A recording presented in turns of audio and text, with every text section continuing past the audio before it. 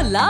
Your dream vacation to Hong Kong starts from rupees 74,999 only with GT Holidays, South India's #1 travel brand. எந்த வயசுல உங்களுக்கு இந்த மாதிரி ஒரு மாற்றம்? 12 வயசில் நான் வந்து இப்படி இருக்கேன்றது என் கூட படித்த ஃப்ரெண்ட்ஸ் மூலிமா எனக்கு தெரிய வந்துச்சு. ஸோ அந்த வயசில் எனக்கு தெரியல நான் இதுதான் அப்படின்னு சொல்லி எனக்கு தெரியல. கூட படிக்கிற பசங்க சொல்லுவாங்க, அந்த ஒரு வேர்டை வச்சு என்னை கிண்டல் பண்ணும்போது நான் வீட்டில் போய் அம்மா கிட்ட சொல்லுவேன், அம்மா என்னை இந்த மாதிரி ஸ்கூலில் சொல்கிறாங்க.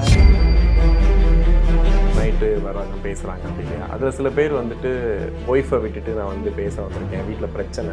அந்த சமயத்தில் வந்து ஒன்று ஒய்ஃப் கூட ரொம்ப சண்டை போட்டிருக்கலாம், இல்லை டிவோர்ஸ் ஆகிருக்கலாம், இல்லை கொஞ்சம் ஒய்ஃப் வந்து ஊரில் விட்டுட்டு சென்னையில் வந்து ஒர்க் பண்ணுற அந்த மாதிரி ஒரு பர்சன்ஸ் இருக்காங்க.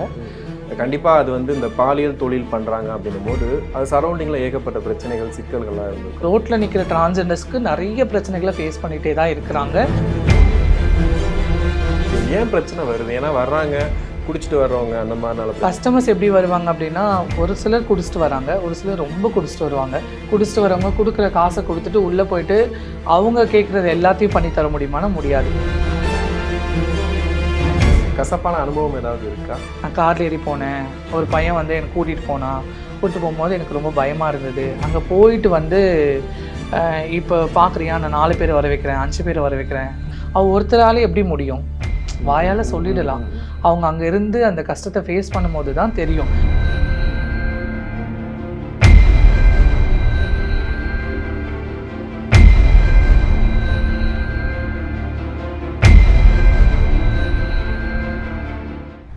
உலகெங்கும் வாழக்கூடிய ஆகாயம் தமிழ் நெஞ்சங்களுக்கு கிறிஸ்டியின் அன்பு வணக்கம். இப்படியும் மனிதர்கள் சீரீஸில் இன்றைக்கி பார்க்க போகிறவங்க ரொம்ப ஸ்பெஷல். ஏன் அப்படி சொல்கிறேன் அப்படின்னு பார்த்தீங்கன்னா, ஒரு 10 வருடங்களுக்கு முன்னாடி பார்க்கும்போது திருநங்கைகள் அப்படின்னா ஒரு கேலி கிண்டல், அவங்க கிட்டேயே போகக்கூடாது, உட்காரக்கூடாது, இப்படி இருந்த காலகட்டம் மாறி ஒரு 10 ஆண்டுகள் கழித்து இப்போ பார்க்கும்போது நிறைய துறைகளில் அவங்க படித்து முன்னேறி வந்திருக்காங்க, நிறைய விஷயங்கள் வந்து பண்ணிகிட்டு இருக்காங்க, நிறைய சாதிச்சுட்டு இருக்காங்க. ஒருத்தங்க கூட சும்மா இருக்காங்க, ஒரு பிச்சை எடுக்கிறாங்க, நிறைய விஷயங்கள் பண்ணுறாங்க அப்படின்ற மாதிரி இல்லாமல் ஓரளவுக்கு முன்னேறி வந்துட்டாங்க அப்படின்னு தான் சொல்லணும். ஆனால் அவங்களுடைய வாழ்க்கையை பார்த்தீங்கன்னா ஆரம்பத்துலேயும் சரி முடிவும் சரி அவ்வளோ ஈஸியாக வந்து நார்மலான ஒரு லைஃப்பை வாழ்ந்துட்டாங்களா அப்படின்னு கேட்டிங்கன்னா கண்டிப்பாக கிடையாது. ஏன்னா அவ்வளோ விஷயங்களை ஃபேஸ் பண்ணி தான் அவங்க வாழ்க்கையை வந்து வாழ்ந்துட்டு இருக்காங்க. ஸோ அவங்களுக்கும் நிறைய வலிகள் இருக்கும், வேதனைகள் இருக்கும், போராட்டங்கள் இருக்கும், அவங்க சாதிக்க வேண்டிய விஷயங்கள் நிறையா இருக்கும், ஆசைகள் இருக்கும். இது எல்லாத்தையும் பற்றி பேசுகிறதுக்காக இன்றைக்கி நம்ம கூட இணைஞ்சிருக்காங்க நிஷா அரோரா. வெல்கம். எப்படி இருக்கீங்க? நல்லா இருக்கேன், நீங்கள் எப்படி இருக்கீங்க? நல்லா இருக்கேன். ஆக்சுவலி நான் அந்த இன்ட்ரோவில் சொன்ன மாதிரியே வந்துட்டு ஒரு திருநங்கையாக வாழ்க்கையை வாழ்கிறது அப்படிங்கிறது ஒரு பெரிய போராட்டம். என்னை பொறுத்த வரைக்கும், நான் பார்த்த வரைக்கும் நிறைய பேர் நான் இன்டர்வியூ பண்ணியிருக்கேன். அவங்கக்கிட்ட இருந்து ஃபஸ்ட்டு வர வார்த்தையே அதுதான். அந்த திருநங்கையாக மாறுற ஸ்டேஜில் நாங்கள் பட்ட அவஸ்தை வந்து உலகத்தில் யார்கிட்டையும் வெளியே சொல்ல முடியாத அளவுக்கு அவ்வளோ பெரிய அவஸ்தை அப்படின்னு ஃபஸ்ட்டு அதுலேருந்தே ஸ்டார்ட் பண்ணி தான் நினைக்கிறேன். எந்த வயசில் உங்களுக்கு இந்த மாதிரி ஒரு மாற்றம்? நான் வந்து வீட்டில் இப்படி இருந்தேன், இந்த மாதிரி மாறணும்னு ஆசைப்பட்டேன், அது வீட்டில் சொன்னேன், அந்த மாதிரி ஒரு பெரிய விஷயம் இருக்கும் இல்லையா, அதை பற்றி சொல்லுவேன். ஆக்சுவலி எனக்கு ஃபஸ்ட்டு 12 வயசில் நான் வந்து இப்படி இருக்கேன்றது என் கூட படித்த ஃப்ரெண்ட்ஸ் மூலிமா எனக்கு தெரிய வந்துச்சு. ஸோ அந்த வயசில் எனக்கு தெரியல நான் இதுதான் அப்படின்னு சொல்லி எனக்கு தெரியல. 12 வயசில் பசங்கள்லாம் சும்மா கிண்டல் கேலி பண்ணும்போது கூட படிக்கிற பசங்க சொல்லுவாங்க, அந்த ஒரு வேர்டை வச்சு என்னை கிண்டல் பண்ணும்போது நான் வீட்டில் போய் அம்மா கிட்ட சொல்லுவேன், அம்மா என்னை இந்த மாதிரி ஸ்கூலில் சொல்கிறாங்க அப்படின்னு சொல்லி சொல்லும்போது அந்த பசங்கிட்ட போய்ட்டு ஏன்டா என் பையனை இந்த மாதிரி சொல்கிறீங்க, ஏன்டா இந்த மாதிரி சொல்கிறீங்கன்னு சொல்லி கேட்டுட்டு போவாங்க. அகைன் அது நாளடைவில் ஒரு 16-17 வயசு வரும்போது எனக்கு சில டிரான்ஸ்ஜெண்டர் ஃப்ரெண்ட்ஸ் வந்து எனக்கு இன்ட்ரடியூஸ் ஆனாங்க. அவங்கக்கிட்ட போய் நான் சொன்னேன், இந்த மாதிரி எனக்கு இந்த மாதிரிலாம் இருக்குது, நான் யார் அப்படின்னு சொல்லி கேட்கும்போது நீ இதுதான் அப்படின்னு சொல்லி என்ன சொன்னாங்க. சரி ஓகே, இப்போ நம்மளால் வெளியில் வர முடியாத ஒரு சூழ்நிலை. ஏன்னா 16 வயசு, 10th முடிக்கிற வயசு. ஸோ 12th முடிக்கும் போது எனக்கு 18 ஸ்டார்ட் ஆகிடுச்சு. அந்த சமயத்தில் தான் நான் வெளியில் வந்து என் டிரான்ஸ்ஜெண்டர் ஃப்ரெண்ட்ஸ் கூட முழுமையாக அவங்க கூட சேரவே ஆரம்பித்தேன். ஏன்னா எனக்கு தெரிஞ்சிச்சு நான் இதுதான் அப்படின்னு சொல்லி எனக்கு கன்ஃபார்மாக தெரிஞ்சிச்சு. நான் இப்படி தான் என் லைஃப்பில் வாழ போகிறேன் அப்படின்னு சொல்லிட்டு தெரிஞ்சிச்சு. அதுக்கப்புறம் என்னோடய டிரான்ஸ்ஜெண்டர் ஃப்ரெண்டு ஒருத்தவங்க, அவங்களுக்கு தெரிஞ்சவங்க தான், ஜெஸ்ஸி அரோரான்னு சொல்லிட்டு. ஸோ நாங்கள் சின்ன வயசுலேருந்து 2 பேர் ஃப்ரெண்ட்ஸ். அவள் எனக்கு முன்னாடியே கம்யூனிட்டிக்குள்ளே வந்துட்டா. அதுக்கப்புறமா தான் நான் இதுதான் அப்படின்னு தெரிஞ்சு அவள் கூட போய் சேர ஆரம்பித்தேன். அந்த லைஃப் அப்படியே போயிட்டுருக்குது இது வரைக்கும். ஓகே. வீட்டு கூட கான்டாக்ட் இருக்காங்க? இருக்கு. பேசுகிறாங்க? ஃபஸ்ட்டு பேசல, அப்பா அம்மா இல்லை. ஸோ ஃபேமிலிஸ் தான் இருக்காங்க, பேசுகிறாங்க, என்னென்னு பேசுவாங்க, அவ்வளோ இருக்கு. அதுக்கப்புறம் வாழ்க்கை எப்படி இருந்துச்சு? ஏன்னா என்னென்ன வேலைகள் பார்த்தீங்க? ஏன்னா வெளியே வந்துட்டுங்க அப்படின்னா நம்மளை காப்பாற்றிக்கிறதுக்கு ஏதாவது பண்ணியே ஆகணும். என்னென்ன ஒர்க்லாம் பண்ணீங்க? ஃபஸ்ட்டு நான் டிரான்ஸ்ஜெண்டர் லைஃப்பில் வரும்போது பார்த்தீங்கன்னா பெக்கிங் தான் பண்ணேன். ஏன்னா அந்த சமயத்தில் நமக்கு முடி இருக்காது, ஸோ நம்ம ப்ராப்பராக ரெடி ஆக முடியாது, ப்ராப்பரான ஒரு ட்ரான்ஸ் விமனாக வெளியில் நம்மளை காட்ட முடியாது. ஸோ அதனால் அந்த சமயத்தில் நமக்கு வாழ்வாதாரம் வேணும் இல்லையா, அதுக்காக பெக்கிங் அண்ட் பாலியல் தான் பண்ணிகிட்டு இருந்தேன். அது அப்படியே கொஞ்ச நாள் போயிட்டே இருந்தது. அதுக்கப்புறமா என்னோடய சர்ஜரி பீரியட் ஸ்டார்ட் ஆச்சு. சர்ஜரி பண்ணேன். அதுக்கப்புறமும் நான் ஆசைப்பட்டு ஒரு ஒர்க் தேடினேன், அது கிடைக்கல. அதனால் அதுக்கப்புறமும் கண்டினியூஸாக வந்து பாலியல் தொழில் பெக்கிங் பண்ணிட்டு இருந்தேன். இப்போ ஒரு என்ஜிஓவில் ஒர்க் பண்ணிட்டுருக்கேன். ஓகே, என்ன ஒர்க் தேடிட்டு இருந்தீங்க நீங்கள் தேடும்போது? நான் மேல் காஸ்டியூமில் இருக்கும்போது சினிமாஸில் நான் ஒர்க் பண்ணிட்டு இருந்தேன் 8 இயர்ஸாக. ஸோ 8 இயர்ஸாக ஒர்க் பண்ணி எனக்கு அந்த ஃபீல்டு ரொம்ப பிடிச்ச ஃபீல்டு. ஸோ நான் டிரான்ஸ்ஜெண்டராக ஆனதுக்கப்புறமும் திருப்பியும் நான் அங்கே போய் ட்ரை பண்ணேன். ஓகே, திருவான்மியூரில் அவங்களது ஒரு பிரான்ச் இருக்குது. அங்கே போய் அந்த ஒரு ஹெச்ஆரோட கான்டாக்ட் எடுத்து இந்த மாதிரி நான் தேடும் போது ஒரே வார்த்தையாக சொல்லிட்டாங்க, டிரான்ஸ்ஜெண்டர்ஸ்க்கு ஓப்பனிங் கிடையாது அப்படின்னு சொல்லிட்டாங்க. சரி ஓகே, எனக்கு பேக் ஆஃபீஸ்லேயே ஜாப் கொடுங்க அப்படின்னு கேட்டேன். இல்லைம்மா இப்போதைக்கு வந்து கார்ப்பரேட்டில் எடுக்கலை அப்படின்னு ஒரே வார்த்தையாக சொல்லிட்டாங்க. எனக்கு அந்த ஒர்க் மட்டும் தான் பண்ணணும்னு ஆசை. நான் நிறைய டிரான்ஸ்ஜெண்டர்கிட்ட பேசும்போது நான் கேட்டிருக்கும் போது அவங்க கேட்பேன், ஏன் இப்படி வந்துட்டு நீங்கள் மாறினதுக்கு அப்புறம் இந்த மாதிரிலாம் பண்ணிட்டு இருக்கீங்கன்னு கேட்கும்போது நிறைய பேர் சொன்னது இதுதான், எங்கே போனாலும் வேலை தர மாட்டாங்க, ரிஜெக்ட் பண்ணுறாங்க. கண்டிப்பாக அது இன்னும் இருக்கா? அந்த இன்னும் இருக்குது. இப்போது ரீசண்டாக கூட மேடவாக்கத்தில் சினிமா சொல்லிட்டு ஒரு ஓப்பன் பண்ணியிருந்தாங்க. நான் அதில் பார்த்துட்டு நான் என்னோடய மெயில் ஐடியிலேருந்து மெயில் பண்ணேன். இந்த மாதிரி நான் ஆல்ரெடி சத்யம் சினிமாஸில் 8 இயர்ஸாக ஒர்க் பண்ணியிருக்கேன். பட் நான் இப்போ வந்து ட்ரான்சிஷன் முடிச்சுட்டு ஒரு ட்ரான்ஸ் விமனாக தான் இருக்கேன். எனக்கு அந்த ஜாப் பண்ணணும்னு ஆசையாக இருக்குது. ஓகே, நியூஸ் சினிமா அப்படின்னும் போது நானே சென்னையில் அந்த நேம் நியூவாக கேள்விப்பட்டு நான் மெயில் பண்ணி இன்னமும் அந்த மெயிலுக்கு ஒரு ரிப்ளைவும் வரல, அவங்க பார்க்கவும் இல்லை. ஸோ அதனால் டிரான்ஸ்ஜெண்டர்ஸ் வெளியில் போய் வேலை செய்யணும் அப்படின்னாலும் வேலை கொடுக்கறதுக்கு சிலர் முன் வரணும், வரமாட்டேங்கிறாங்க. எல்லாருடைய கேள்வி என்னென்னா, ஏன் டிரான்ஸ்ஜெண்டர்ஸ் பெக்கிங் பண்ணுறீங்க, ஏன் ப்ராஸ்டியூட் பண்ணுறீங்க, ஏன் ரோட்டில் நிற்கிறீங்க அப்படின்னு கேள்வி மட்டும்தான் இருக்கே கண்டி, ஏமா என் கம்பெனியில் வேலை இருக்குது, நீ வாமா வேலை செய்ய அப்படின்னு சொல்கிறதுக்கு ஆளே இல்லை. ஓகே, அப்படியே வேலை கொடுத்தாலும் நார்மல் ஜெண்டர்ஸ்க்கு என்ன சேலரி கொடுப்பாங்களோ அதை விட அடிமட்டமான ஒரு சேலரி தான். அந்த இடத்துல எங்களை ட்ரீட் பண்ணுறதையும் வந்து நீ வா. ஸோ அது நாங்கள் மேலே இருக்கும் போதே நாங்கள் அந்த வார்த்தையை அக்செப்ட் பண்ணிக்கல. இப்போ டிரான்ஸ்ஜெண்டராக நாங்கள் ஏன் அக்செப்ட் பண்ணிக்கணும், அதனால் போக மாட்டேங்கிறோம். மற்றபடி நாங்கள் பெக்கிங் பண்ணுறதுக்கு மெயின் காரணம் எங்களோட வாழ்வாதாரத்துக்காக மட்டும்தான். கண்டிப்பாக. அப்போ நீங்கள் சொன்னீங்க ஏன்னு ஒரு கேள்வி கேட்குறாங்க இதுக்காக அப்படின்னு சொல்லிட்டு. கண்டிப்பாக அது வந்து இந்த பாலியல் தொழில் பண்ணுறாங்க அப்படின்னும் போது அது சரௌண்டிங்கில் ஏகப்பட்ட பிரச்சனைகள் சிக்கல்கள்லாம் இருந்திருக்கும். கடந்து வந்திருப்பீங்க, நிறைய இருக்குது. இதை வந்து நான் ஓப்பனாக அவங்களோட பர்சனலாக கேட்கக்கூடாது, பட் இருந்தாலும் நீங்கள் பார்த்த வரைக்கும் என்னென்ன விஷயங்கள்லாம் டில் டேட் வரைக்கும் ரோட்டில் நிற்கிற டிரான்ஸ்ஜெண்டர்ஸ்க்கு நிறைய பிரச்சனைகளை ஃபேஸ் பண்ணிகிட்டே தான் இருக்கிறாங்க. நாங்களும் அதை டெய்லி கேட்டுட்டு தான் இருக்கோம். ஏன்னா ஒரு நாளைக்கு ஒரு டிரான்ஸ்ஜெண்டர் ஒரு 6:30 to 7 வெளியில் போகிறாங்க அப்படின்னா அகெயின் அவங்க ரிட்டர்ன் வர்றதுக்கு அவங்களுக்கே தைரியம் இருக்காது. நாங்கள் வெளியில் போயிட்டு உள்ளே திரும்பி உயிரோடு வருவோமான்ற ஒரு நம்பிக்கை, ஏன்னா நானும் அதில் இருந்திருக்கேன் இல்லையா, அதனால நான் சொல்கிறேன், ஒரு நம்பிக்கை எங்களுக்கே இருக்காது. ஏன்னா நிறைய ப்ராப்ளம்ஸ், போலீஸ், அதுக்கப்புறம் ரவுடி பசங்க. ஸோ ஃபஸ்ட்டெல்லாம் வந்து பெரிய பெரிய ரவுடிகள் மூலிமா தான் பிரச்சனை. இப்போ அண்டு சிண்டெல்லாம் கூட பிரச்சனை பண்ணுது எங்களை.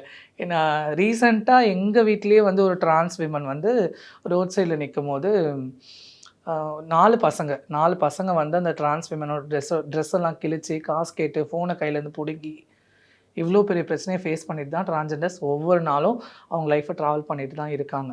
ஓகே, அதுக்கு எங்கே முடிவு இருக்குன்னு எங்களுக்கு தெரியல. ஓகே, ஏன் பிரச்சனை வருது? ஏன்னா வர்றாங்க, குடிச்சிட்டு வர்றவங்க, அந்த மாதிரினால பிரச்சனை வருதுன்றீங்களா? அதாவது கஸ்டமர்ஸ் மூலிமா சில பிரச்சனைகள் வரும். ஒரு கஸ்டமர் வந்து குடிச்சிட்டு வருவான், ஒரு கஸ்டமர் குடிக்காமல் வருவாங்க.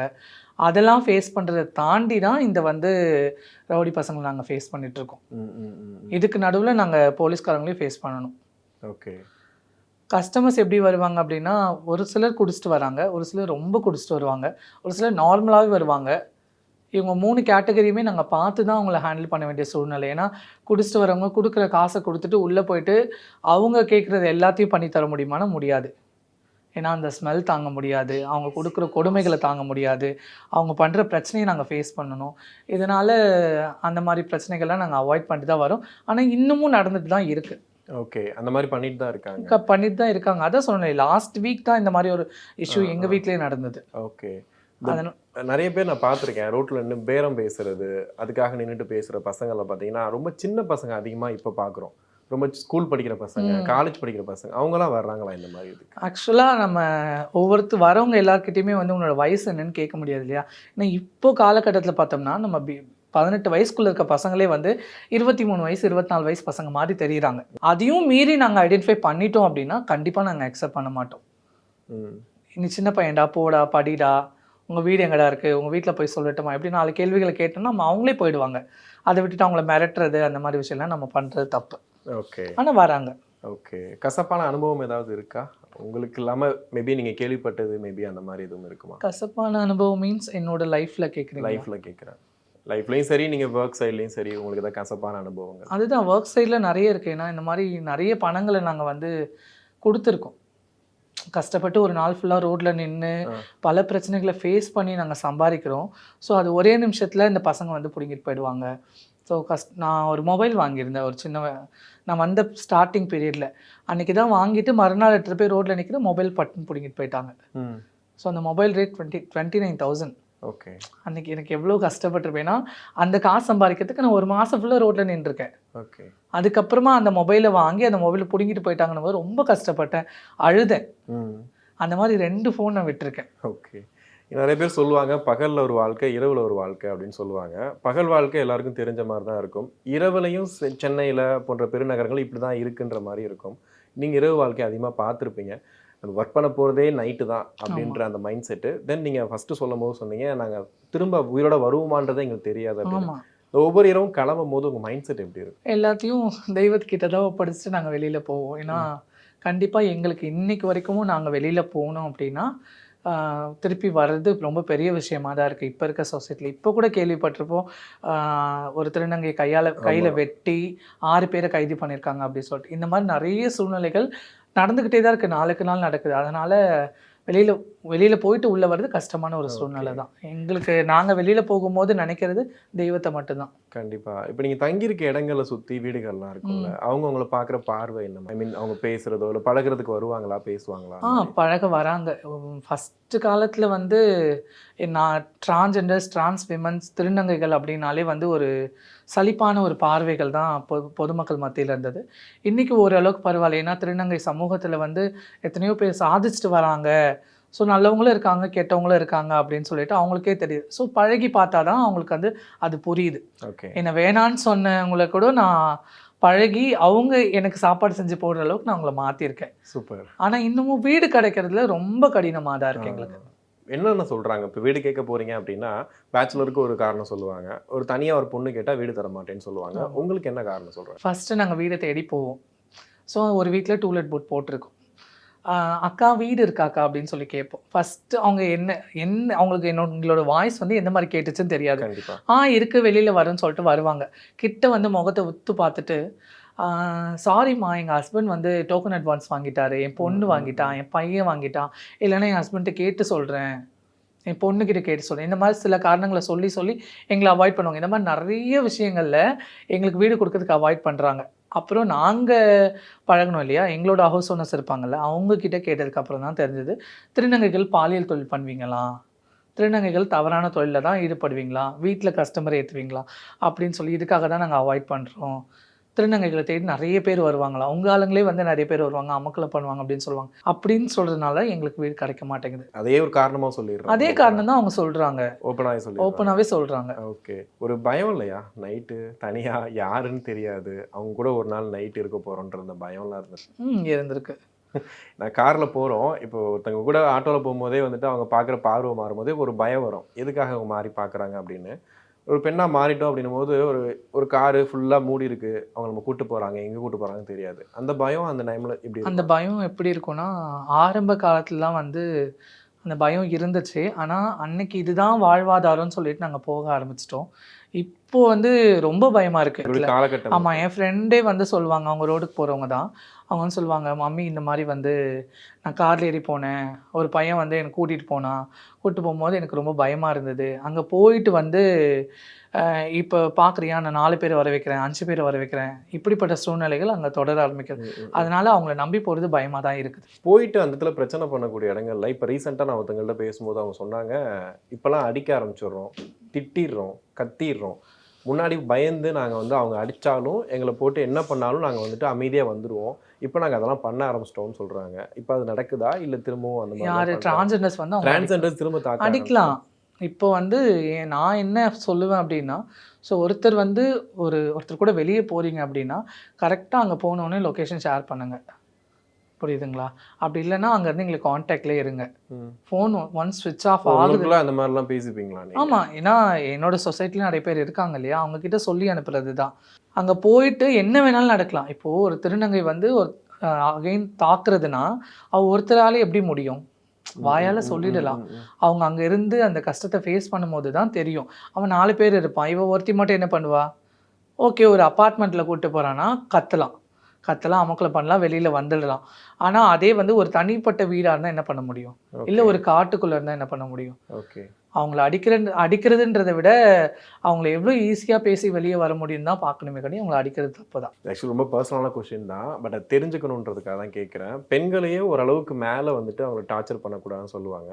ஆனால் திருநங்கைன்னும் போது அவங்கள என்ன வேணாலும் பண்ணலாம், என்ன பண்ணாலும் அவங்க தாங்கிப்பாங்க அப்படின்னு சொல்லிட்டு இஷ்டத்துக்கு நிறைய டார்ச்சர்ஸ் பண்ணுவாங்க. அந்த மாதிரி டார்ச்சர்ஸ்னால் என்னென்ன? அது எப்படி வெளியில் சொல்கிறது? இல்லை, அதாவது ரொம்ப பர்சனல் கொஸ்டின் தான், பட் ஆனால் இதை தெரிஞ்சுக்கணுன்றதுக்காக தான் நான் கேட்குறேன். நேர்கள் அதுதான், பெண்களை விட எங்களுக்கு நிறைய டார்ச்சர், அந்த செக்ஸுவல் டார்ச்சர் நீங்கள் சொல்ல தேவையில்லை, மற்றபடி சொல்கிறேன், அடிக்கிறது, அவங்களை இதெல்லாம் செய்ய சொல்கிறேன். அதுதான் சொல்கிறேன். பர்டிகுலர் டைமில் அவங்களுக்கு என்ன மூடு இருக்கோ அதுக்கேற்ற மாதிரி எங்களை டார்ச்சர் பண்ணுவாங்க. இதே டார்ச்சரில் வந்து ஒரு பெண் கிட்ட பண்ண முடியுமானா 50% பண்ண முடியாது. ஒரு டிரான்ஸ்ஜெண்டர்னா என்ன வேணால் பண்ணுவாங்க, அவங்கள நம்ம என்ன வேணாலும் பண்ணலாம், கேட்குறதுக்கு ஆள் கிடையாது. ஓகே, ஃபஸ்ட் திங்கே பப்ளிக் கிட்ட இதுதான். ஒரு திருநங்கையே நம்ம என்ன வேணால் பண்ணலாம், அவங்களுக்கு கேட்குறதுக்கு ஆள் கிடையாது. அதுதான் பசங்க வந்து ஈஸியாக எடுத்துக்கிறாங்க. அந்த பர்டிகுலர் டைமில் என்ன வேணாலும் பண்ணலாம்னு சொல்லிட்டு பண்ணிட்டு தான் இருக்காங்க. ரொம்ப திருநங்கைகள் வந்து ரத்தத்தோடு வந்த காலங்கள்லாம் நிறைய இருந்துச்சு. அதுக்கு என்ன பண்ண முடியும்? நாங்கள் யார்கிட்ட போய் சொல்கிறது? ஓகே, கேஸ் கொடுத்தாலும் அக்செப்ட் கிடையாது. இப்போ நாங்கள் ரோட் சைடில் நிற்கிறோம், சில பசங்க வந்து எங்களை டார்ச்சர் பண்ணுறாங்க அப்படின்னா நாங்கள் போலீஸ்கிட்ட போய் அப்ரோச் பண்ணுவோம். அவங்க சொல்கிற ஒரே ஆன்சர் என்னன்னா, நீ ஏன் அங்கே நிற்கிற? நீ நிற்கிறதுனால தான் அவன் வரான், நீ நிற்காத. அவன் நாங்கள் திருப்பி கேட்போம், சார் எங்களோட வாழ்வாதாரம் என்ன? எங்கன்னா போய் வேலை செய், பிச்சைடு, இதுதான் சொல்கிறாங்க. வேலை செஞ்சு பொழை அப்படின்றாங்க. சார் எங்களுக்கு வேலை கொடுக்குறீங்களா? போய் வேலை தேடுமா, கிடைக்கும் அப்படின்றாங்க. ஸோ அதனால் இந்த மாதிரி பிரச்சனைகள் ஃபேஸ் பண்ணுறோம். ஓகே, இப்போ உங்களுக்கு ஆதார் கார்டு அந்த விஷயங்கள், அந்த அட்ரஸ் ப்ரூஃப் அதெல்லாம் எல்லாமே கவர்மெண்ட் இப்போ கொடுக்க ஆரம்பிச்சு, அதெல்லாம் கொடுத்துட்டு தான் இருக்காங்க. ஒரு வண்டி வாங்குறதுக்கு எவ்வளோ கஷ்டமாக இருக்குது? ஒரு பைக்கில் நாங்கள் பார்க்குறோம், ஸ்கூட்டி வாங்குறீங்க, எல்லாம் வச்சுருக்கீங்க, அது எவ்வளோ கஷ்டமாக இருக்குது அந்த ப்ராசஸ் கேட்குறேன். நீ போய் வாங்குறதுக்கோ இதுக்கோ காசு கொடுத்தா கொடுப்பாங்க. இப்போ வந்து அதுதான் ஃபஸ்ட்டு தான் அந்த கஷ்டம். இப்போ ஓரளவுக்கு கவர்மெண்ட்டே வந்து எங்களுக்கு எல்லா ஐடி ப்ரூஃப்ஸும் கொடுக்க ஆரம்பிச்சிட்டாங்க. திருநங்கை நலவாரிய கார்டு இருக்குது, அப்புறம் Aadhaar, voter, PAN card, ration card, மகளிர் நம்ம காப்பீட்டு கார்டு எல்லாமே இருக்கிறதுனால எல்லாத்தையும் எங்களால் ஈஸியாக வாங்க முடியுது. ஒரு பேங்க் சைடில் கூட போயிட்டு ஒரு லோன் போட்டு ஒரு வண்டி எடுக்கிற அளவுக்கு எங்களுக்கு முடியுது இப்போதைக்கு. ஓகே, அதனால் அந்த பிரச்சனை எதுவுமே இப்போ கிடையாது. ஃபஸ்ட்டு திருநங்கைகள் அப்படின்னாலே வந்து ஏன்னா ஐடி ப்ரூஃப்ஸ் கிடையாது இல்லையா, ஒரே ஒரு ஆதார் கார்டு மட்டும் தான் இருக்கும், இல்லை ஒரு திருநங்கை கார்டு மட்டும் தான் இருக்கும். அதை வச்சு நாங்கள் போயிட்டு ஒரு சேட்டுக்கல்ல போயிட்டு இந்த மாதிரி எங்களுக்கு ஒரு வண்டி வேணும் அப்படின்னா யாராவது கூட்டிகிட்டு வாங்க, ரெக்கமெண்ட் யாராவது பண்ண சொல்லுங்கள் அப்படின்னு சொல்லுவாங்க. இப்போ வந்து நாங்களே டேரெக்டாக போயிட்டு அப்ரோச் பண்ணலாம். ஸோ அந்த மாதிரி மாறிடுச்சு. இப்போ இதை தாண்டி சில பேர் வந்து இது போதும், இதுக்கப்புறம் இதெல்லாம் பண்ணதான், அப்போ நீங்களே வந்து வெளியே வந்துட்டீங்க அப்படின்னு சொல்கிறீங்க. இதை தாண்டி ஒரு வேலைக்கு போகிறீங்கன்னு வச்சுக்கோங்களேன், அங்கே இருக்கக்கூடிய ஆண்களோ இல்லை பல விஷயங்கள் என்ன மாதிரி இருக்குது, உங்களை எப்படி பார்க்குறாங்க? அது அப்ரோச்சபிளாகவே தான் இருக்கும், ஈஸியாக அப்ரோச்சபிளாக இருப்பாங்க இவங்க அப்படின்ற மாதிரி தான் இன்னும் பார்க்குறாங்களா? ஈஸியாக வந்து திருநங்கைகளை வந்து ரெடி பண்ணிடலாம் அப்படின்னு நினைக்கிறவங்களும் இருக்காங்க.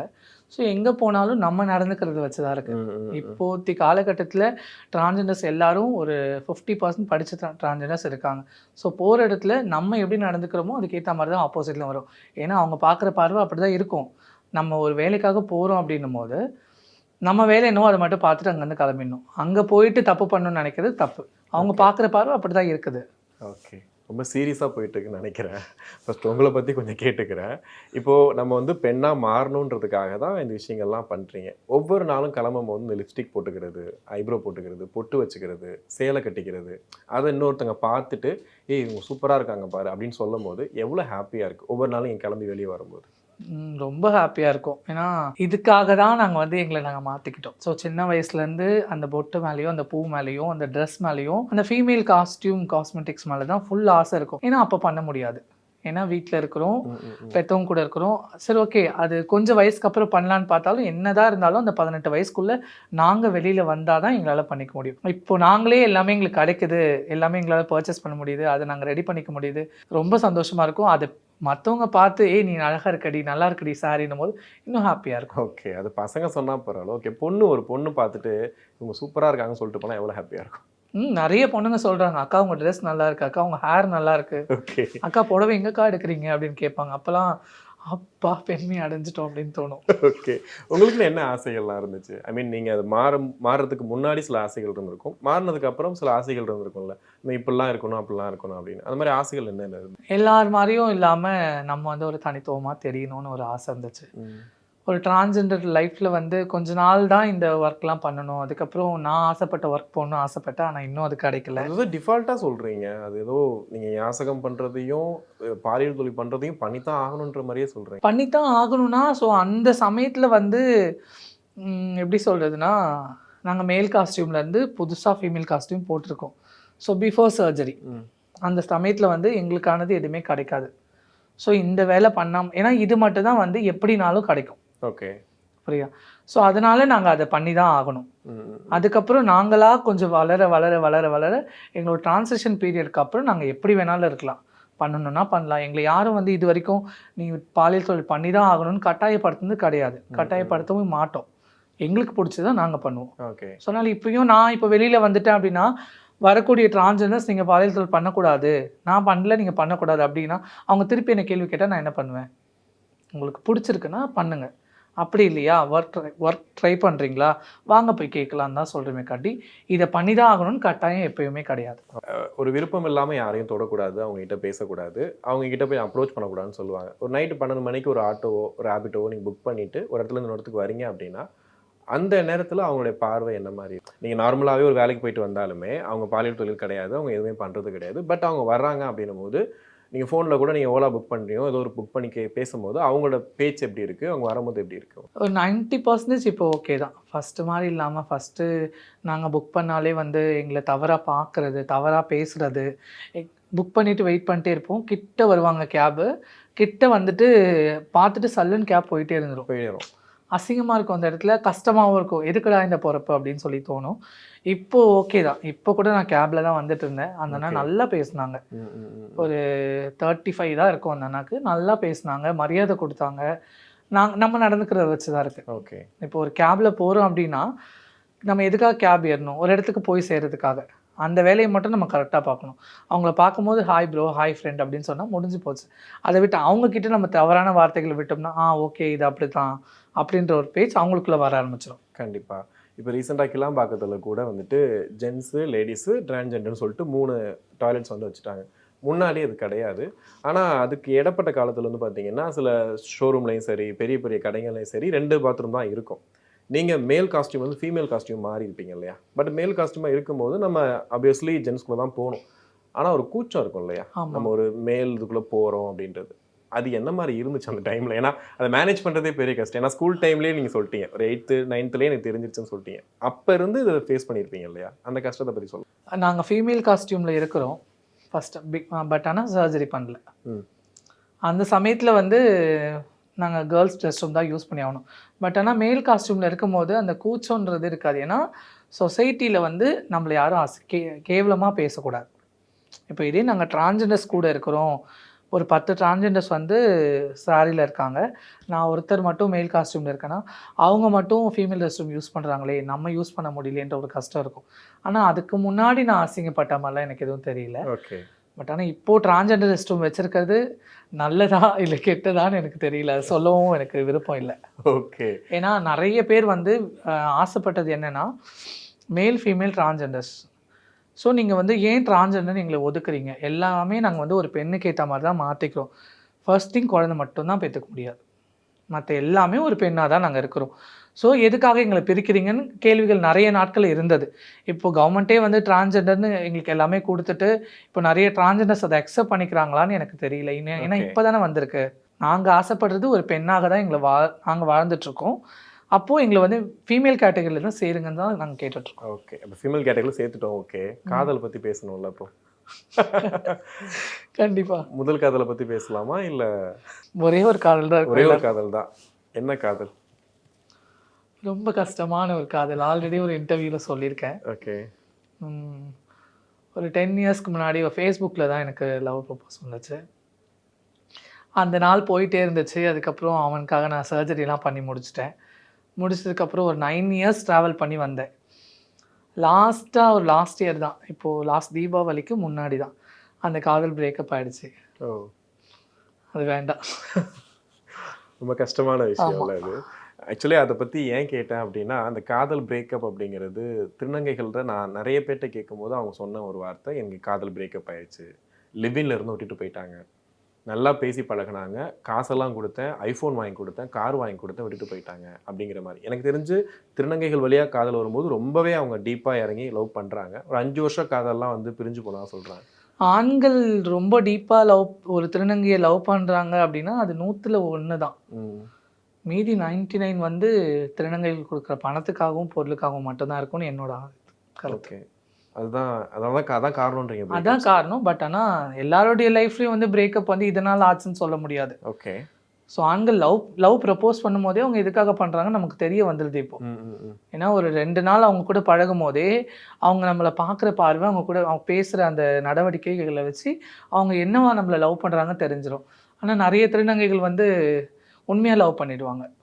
ஏன்னா இப்போ நானும் அப்படிதான் உண்மையாக லவ் பண்ணதுனால தான் ரோட்டில் அம்போ நின்ன மாதிரி இருந்துச்சு. ஸோ அப்போ என்னோட சொசைட்டி மக்கள் தான் எனக்கு கை கொடுத்து என்னை தூக்கி விட்டாங்க. ஓகே. இப்போ அவங்க கூட பேச வர்றாங்க இல்லையா, ஐ மீன் நைட்டு வர்றாங்க பேசுகிறாங்க அப்படி இல்லையா, அதில் சில பேர் வந்துட்டு ஒய்ஃபை விட்டுட்டு நான் வந்து பேச வந்திருக்கேன், வீட்டில் பிரச்சனை, ஐ மீன் நான் சொல்கிறது பாலியல் அதெல்லாம் வேணாம், உங்க கூட கொஞ்ச நாள் பேசணும், எனக்கு உங்க கூட பேசி பழகணும் அப்படி அந்த மாதிரிலாம் வருவாங்களா? என்ன பேசுவாங்க வந்து ஆக்சுவலி? ஏன்னா அந்த ஒரு விஷயமே அதாவது அவங்களுக்கு அந்த சமயத்தில் வந்து ஒன்று ஒய்ஃப் கூட ரொம்ப சண்டை போட்டிருக்கலாம், இல்லை டிவோர்ஸ் ஆகிருக்கலாம், இல்லை கொஞ்சம் ஒய்ஃப் வந்து ஊரில் விட்டுட்டு சென்னையில் வந்து ஒர்க் பண்ணுற அந்த மாதிரி ஒரு பர்சன்ஸ் இருக்காங்க. உங்ககிட்ட பேசணும் பழகணும் ஆசைப்படுறோம் அப்படின்னு சொல்லுவாங்க. ஆனால் நாங்கள் கண்டுபிடிச்சிருவோம். அவங்க வந்து சொல்ல மாட்டாங்க கல்யாணம் ஆகிடுச்சு குழந்தை இருக்குது அப்படின்ட்டு சொல்ல மாட்டாங்க, கண்டுபிடிச்சிருவோம். அதனால் மேக்ஸிமம் வந்து அவங்க எதுக்காக வராங்களோ அதை மட்டும் பாருங்கள், சும்மா பேச்சு கொடுக்க வேணாம்னு சொல்லி அவாய்ட் பண்ணிடும். ஓகே. இப்போ நீங்கள் வெளியே போகிறீங்க, ஏதோ ஒரு இடத்துல ஷாப்பிங் மாலில் எங்கேயோ போகிறீங்க, உங்களுக்கு ஒரு பையனே யாரையும் பிடிச்சிருக்கு, போய் பேசணும்னு ஆசைப்படுறீங்க, என்ன தயக்கம் இருக்கும்? ஃபஸ்ட்டு அவங்க நம்மக்கிட்ட பேசுவாங்களான்னு நமக்கு தெரியணும்ல. ஸோ நிறைய பசங்களை பொறுத்த வரைக்கும் டிரான்ஸ்ஜெண்டர்ஸ் பார்த்தா பேசுவாங்க. ஏன்னா வந்து அவங்க திருநங்கை அப்படின்ற ஒரு மைண்ட் அவங்களுக்குள்ளே இருக்கும், அவங்க டைரெக்டாக பேசுவாங்க. சில பசங்க வந்து அப்பா அம்மா கூட போயிட்டுருக்க பசங்க வந்து பேச மாட்டாங்க, பயப்படுவாங்க. தனியாக பைக்கில் போகிறாங்க, இல்லை ஒரு ஷாப்பிங் மால் இருக்காங்க, ஒரு தேட்டரில் இருக்காங்கன்னா தாராளமாக பேசுவாங்க. ஓகே, பேசுவாங்க. நான் சொல்கிறது நீங்கள் ஆசைப்பட்டு பேசணும்னு ஆசை, அதுதான் அவங்க என்ன நம்மக்கிட்ட பேசுவாங்களான்னு நமக்கு தெரியணும். அதையும் தாண்டி எதுக்காக அவங்க கிட்ட போய் பேசணும் நம்ம? ஓகே. ஆனால் ஆசைப்பட்டிருக்கேன் ஆனால் டேரெக்டாக போய் பேசினது கிடையாது, பேசினதே இல்லை வரைக்கும். ஓகே. இவ்வளோ காலங்கள் கடந்து வந்தாச்சு, இப்போ திரும்பி பார்க்கும்போது ஒருவேளை நமக்கும் நார்மல் லைஃபாக இருந்தால் நல்லா இருந்திருக்கும்னு தோணுதா, இல்லை நம்ம இப்படி இருக்கிறது சந்தோஷமாக இருக்குன்னு தோணுதா? இல்லை, சந்தோஷமாக தான் இருக்குது. என்னோட ஜெண்டரை நான் எப்பவுமே சந்தோஷமாக தான் ஏற்றுக்கிறேன். ஏன்னா நான் பிடிச்சி தான் இந்த லைஃப்குள்ளே வந்தேன். பிடிக்காமல் வந்திருந்தா ஒரு வேளை அது ஆசைப்பட்டுருக்கலாமா இருக்கும். நான் பிடிச்சி வந்ததுனால இதில் எவ்வளோ கஷ்டங்கள், எவ்வளோ ஸ்ட்ரகிள்ஸ், எவ்வளோ ஹாப்பி இருந்தாலும் எல்லாமே நம்மளா கொண்டு வந்தது தான். அதனால் நான் இந்த லைஃப் ஈஸியாக தான் எடுத்துக்கிறேன். ஓகே.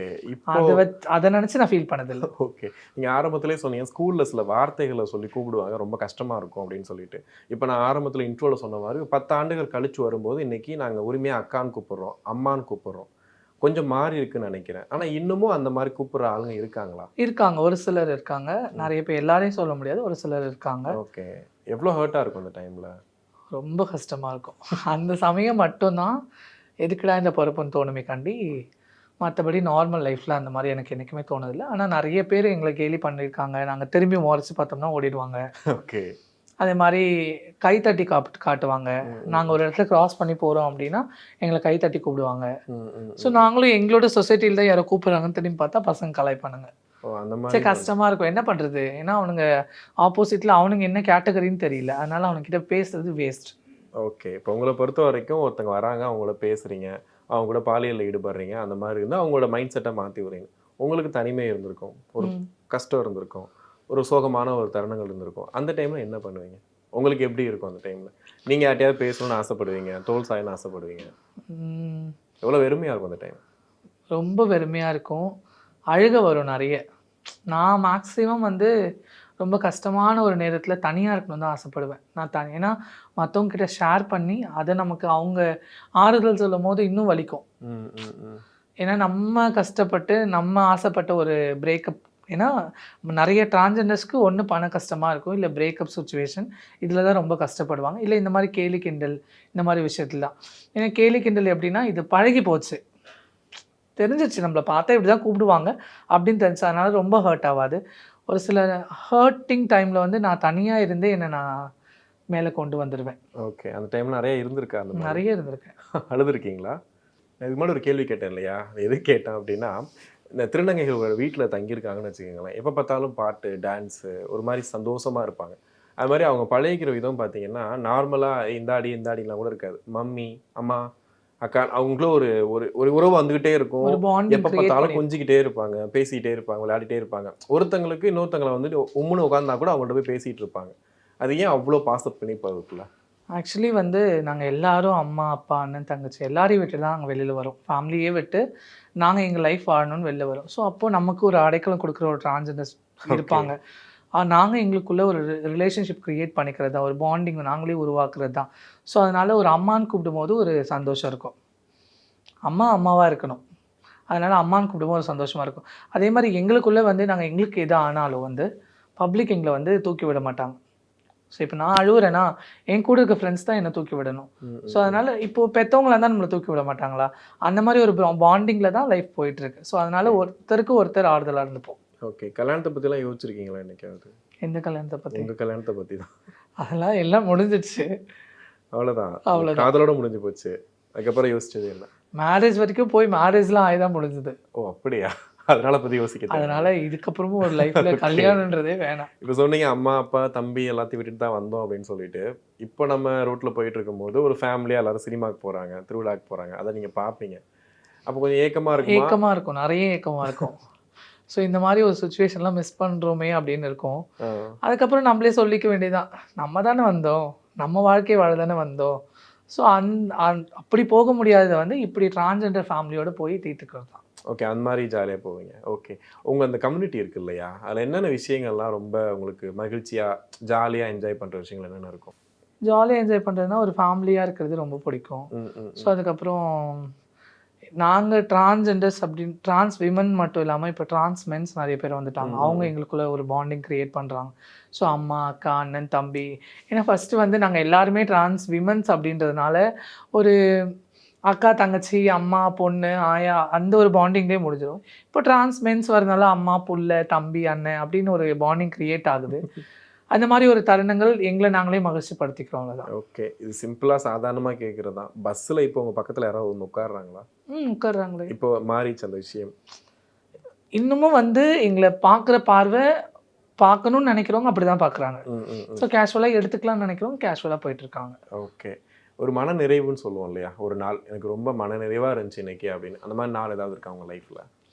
ரொம்ப மன நிறைவாக இருந்துச்சுன்னா என்னென்னா, என்னோட சொசைட்டியில் வந்து நான் சிலர் வந்து டிரான்ஸ் விமனாக ஆக்கி அதுக்கப்புறம் அவங்களுக்கு ஃபங்க்ஷன் பண்ணி அவங்களுக்கு சர்ஜரி முடித்து அவங்கள சேஃபாக பார்த்து அவங்கள ஒரு ஆளாக்கி நிறுத்தினது எனக்கு ரொம்ப மகிழ்ச்சியான ஒரு தருணம். நான் ஓகே நம்மளால் ஒரு ரெண்டு பேர் நல்லா இருக்காங்க ஓகே அப்படின்ற நாள் நிறைய இருந்திருக்கு. ஓகே. ஒரு மோசமான நாள் அந்த மாதிரி ஏதாவது? நமக்கு பண்ண நம்பிக்கை துரோகமான நாள். ஓகே. நம்ம ரொம்ப பாசம் வச்சு ரொம்ப ஆக்சுவலி நிஷா வந்து ரொம்ப வந்து சோகமானது அந்த ஒரு விஷயம் தான் நினைக்கிறேன். என்ன கேட்டாலும் திரும்ப திரும்ப அங்கே தான் நீங்கள் போகிறீங்க. நான் என்னன்னா நான் டிரான்ஸ்ஜெண்டர் பீரியடில் வரும்போது நான் சில கஷ்டங்களை பட்டிருக்கேன் டிரான்ஸ்ஜெண்டர் ஆகும்போது. ஸோ அதனால என் கூட இருக்கவங்க என்ன அம்மான்னு கூப்பிட்றவங்க, என்ன அக்கான்னு கூப்பிட்றவங்க, என்ன தங்கச்சின்னு கூப்பிட்றவங்க, இந்த மாதிரி ஒரு சூழ்நிலை அவங்க அனுபவிக்கக்கூடாதுன்னு நான் ரொம்ப ஆசைப்படுவேன். ஓகே. ஏன்னா அவங்க பணம், அவங்க சம்பாதிக்கிறாங்க, அவங்க சாப்பிட்றாங்க, அவங்க ஃப்ரீடமாக இருக்கணும் அப்படின்னு நினச்சி நிறைய பேருக்கு வந்து நல்லா இருங்கன்னு சொல்லி அவங்க நமக்கு வந்து பின்னாடி குத்திட்டு போகிறது ரொம்ப கஷ்டமாக இருக்கும். அதாவது உங்களுக்கு எனக்கும் ப்ராப்ளம், உங்களுக்கு நான் நல்லது பண்ணுறனோ கெட்டது பண்ணுறோம் நீங்கள் என்கிட்ட பேசணும். அதை விட்டுட்டு பின்னாடி போய் என்னை பற்றி சொல்லி என்னை குத்துறது எனக்கு கஷ்டமான ஒரு தருணம். அது நிறைய நடந்துச்சு, ரீசெண்டாக கூட நடந்துச்சு. ஓகே. உங்கள் கூட இருக்க யாரோ நீங்கள் வளர்த்து விட்டவங்க யாரோ வந்துட்டு நான் ஒருத்தவங்க லவ் பண்ணுறேன்னு சொன்னால் என்ன சொல்லுவீங்க? அவங்க பண்ணுங்கன்னு சொல்லுவேன்.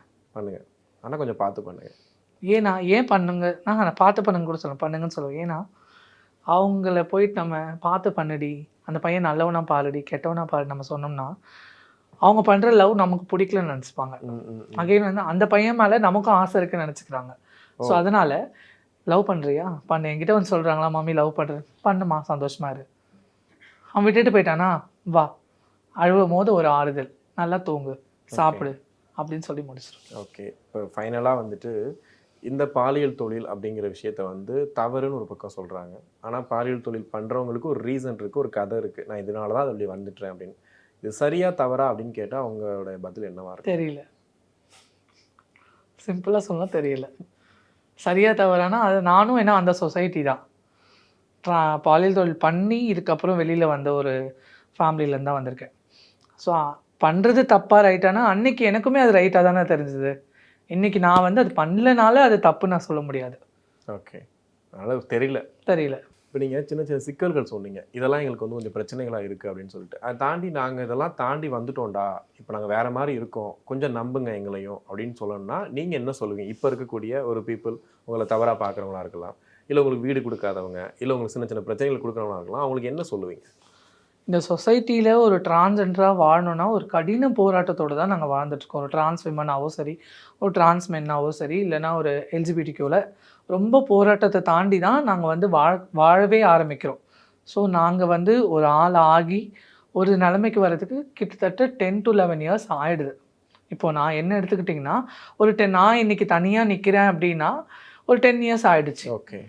ஸோ இதுக்கு மத்தியில் சொசைட்டி எங்களை வந்து அசிங்கப்படுத்துறது, கேவலப்படுத்துறது, இந்த மாதிரி வீடு கொடுக்க மாட்டேன்னு சொல்லி ரொம்ப கஷ்டப்படுத்துறது, இதெல்லாம் கொஞ்சம் அவாய்ட் பண்ணிக்கிட்டாங்கன்னா நல்லாயிருக்கும்னு நான் ஆசைப்பட்றேன். ஓகே, உங்கள் ட்ரான்ஸ் கம்யூனிட்டிலேயே பார்த்தீங்கன்னா இப்போ நிறையா செய்திகள் நீங்களும் பார்த்துருப்பீங்க. அதாவது அடித்து காசு கேட்குறாங்க. இப்போ ட்ரெயினில் போகும்போது அவங்க வந்துட்டாலே வந்து பயமாக இருக்குது, அந்த மாதிரி பண்ணுறவங்களும் இருக்காங்க. ஒரு வாக்குவாதத்தில் கை வச்சு இவங்களும் சண்டை போட்டு அவங்களும் சண்டை போட்டு பண்ணுறது, தவறான வார்த்தைகள் யூஸ் பண்ணுறது, இந்த மாதிரி இருக்கவங்களாம் நீங்கள் என்ன? இந்த மாதிரி பண்ணுறது தப்பு தான். ஆனால் வந்து ஒரு டிரான்ஸ் விமன் தன்னுடைய வாழ்வாதாரத்துக்காக பெக்கிங் பண்ணுறாங்க. ஸோ அந்த இடத்துல வந்து ஒரு திருநங்கை வந்து அடித்து பிடுங்குறாங்கன்னு சொல்கிறாங்க. திருநங்கை வந்து ரொம்ப கஷ்டப்படுத்தி தான் வல்கரான வேர்ட்ஸ் யூஸ் பண்ணுறாங்கன்னு சொல்கிறாங்க. அவங்க யூஸ் பண்ணுறதுக்கான காரணங்கள் என்னன்னு முதல்ல தெரிஞ்சுக்கணும். இப்போது நான் வந்து உங்ககிட்ட டேரெக்டாக பேசுகிறேன் அப்படின்னா, நான் ஹாய்னா நீங்கள் ஹாய் சொல்ல போகிறீங்க, பிடிக்கலன்னா திருப்பிட்டு போகிறீங்க. ஓகேவா? இதே வந்து ஒரு பொண்ணு வந்து ஹாய் சொன்னால் திருப்பிட்டு போவீங்களா? பிடிக்கலன்னா திருப்பிட்டு போவீங்களா? ஸோ அந்த இடத்துல என்ன நடந்ததுன்னு கொஞ்சம் கிளியராக எக்ஸ்பிளைன் பண்ணி அதுக்கப்புறமா கம்ப்ளைண்ட் பண்ணால் ஓகே. ஆனால் டிரான்ஸ்ஜெண்டர்ஸ் அப்படி பண்ணாங்கன்னா தப்பு தான். அவங்களா வந்து சண்டை போட்டால் தப்பு தான். ஆமாம், அப்படி மேக்ஸிமம் பண்ண மாட்டாங்க. இப்போ இருக்க நிறைய சிஸ்டம்ஸ் வந்துடுச்சு சென்னையில். ஓகே, இப்போ எங்கள் சென்னையிலே பார்த்தீங்கன்னா நிறைய நாய்க் சிஸ்டம் சொல்லிட்டு பெரியவங்க நிறைய பேர் இருக்காங்க. யார் எது பண்ணாலும் இமீடியட்டாக ஆக்ஷன் எடுக்க எங்கள் வீட்டில் நிறைய பெரியவங்க இருக்காங்க, அது பண்ணிகிட்ருக்காங்க. பட் கம்ப்ளைண்ட்ஸ்லாம் பண்ணாலும் அது கரெக்டாக போயிடுது. எங்களோட என்ஜிஓஸ் இருக்குது, எங்களோட திருநங்கை சமூகத்தில் பெரியவங்க இருக்காங்க, அவங்க மூலிமா நிறைய ஆக்ஷன் எடுக்கிறாங்க. இப்போது எங்கள் வீட்டிலே பார்த்தீங்கன்னா பெக்கிங் பண்ணுற ட்ரான்ஸ்ஃபர் இருக்காங்க, பாலியல் தொழில் பண்ணுற ட்ரான்ஸ்ஃபர் இருக்காங்க, ஒர்க் பண்ணுற ட்ரான்ஸ்ஃபர் இருக்காங்க. எங்களுக்கு வந்து நாங்கள் அந்த வீட்டில் போயிட்டு ஆசைப்பட்டு அவங்கள அம்மா ஆயான்னு கூப்பிடும் போதே அவங்க சொல்லிக் கொடுக்குற ஒரே விஷயம் என்னென்னா, திருடாதீங்க, கொள்ளடிக்காதீங்க, தப்பாக பேசாதீங்க, ரோட்டில் போகிறீங்களா கொடுக்குறத வாங்கிட்டு வாங்க, உங்களுக்கு ஒரு பிரச்சனையாக நாங்கள் வந்து நிற்கிறோம், ஆனால் நீங்கள் பிரச்சனை பண்ணிங்கன்னா நாங்கள் வரமாட்டோம். ஓகே, ஆக்சுவலி ஒரு 1/2 hourல உங்களோட வாழ்க்கையில் திருநங்கைகளோட மொத்த வாழ்க்கையுமே படித்த ஒரு புத்தகம் மாதிரி இருந்துச்சு. எதுக்குமே வந்து என்ன பண்ணுறது, ஆக்சுவலி ஹெசிடேட்டே ஆகலை. சில பேர் இந்த கொஸ்டின்லாம் கேட்காதீங்க, இதெல்லாம் என்கிட்ட கேட்காதீங்க அப்படின்ற மாதிரி சொல்லிடுவாங்க. பட் ரொம்ப ஓப்பனாக சொன்னீங்க. நான் ஏன் அவ்வளோ தூரம் அதை இன்டெப்த்தாக கேட்டேன் அப்படின்னா, மக்கள் தெரிஞ்சுக்கணும் அப்படிங்கிறதுக்காக தான். இதுக்கு பின்னாடி ஒரு வாழ்க்கை இருக்குது அப்படின்னு ரொம்ப ஈஸியாக சொல்லிட்டு போயிடக்கூடாதுல்ல. அவங்க இந்த மாதிரி தொழில் பண்ணுறவங்க அவங்க கூடலாம் பேசக்கூடாதுன்னு போயிடக்கூடாதுன்றக்காக தான் வந்து இப்போ கேட்டது. எனக்கு தெரிஞ்சு எதுவும் ஹர்ட் பண்ணாமல் நான் கேட்டிருப்பேன்னு நினைக்கிறேன். எதுவும் என்ன ஹர்ட் பண்ணல. ஓகே, நிச்சயமாக சொல்ல போனால் அந்த திருநங்கைன்ற ஒரு பெயர் எடுக்கிறதுக்கே நிறைய கஷ்டத்தை பட்டால் தான் அந்த பேர் எங்களுக்கு கிடைக்கிது.